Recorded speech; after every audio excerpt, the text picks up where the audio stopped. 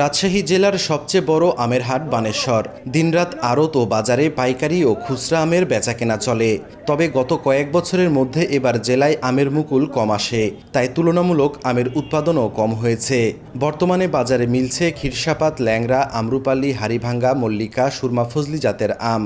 তবে ক্রেতারা বলছেন গত বছরের তুলনায় বাজারে আমের দাম 2 থেকে 3 গুণ বেশি। আর বিক্রেতা ও বাগান মালিকরা বলছেন আমের উৎপাদন কম হওয়ায় দাম এমন ঊর্ধ্বমুখী।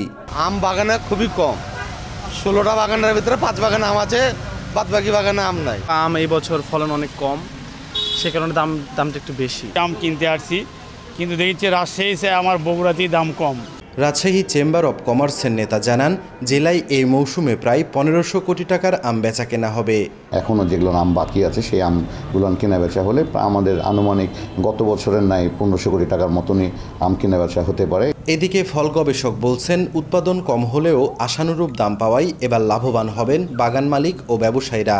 ব্যাগিংগুলো করে ফেলে তাহলে হয়তো এই আমগুলা সুন্দরভাবে তারা বাজারজাত করতে পারবে এবং মানুষ ভোক্তারাও এটা ভালো আম পাবে। এখন জন্ম সনদ দিয়ে খোলো বিকাশ স্টুডেন্ট অ্যাকাউন্ট, নিজের বিকাশ নিজে কর।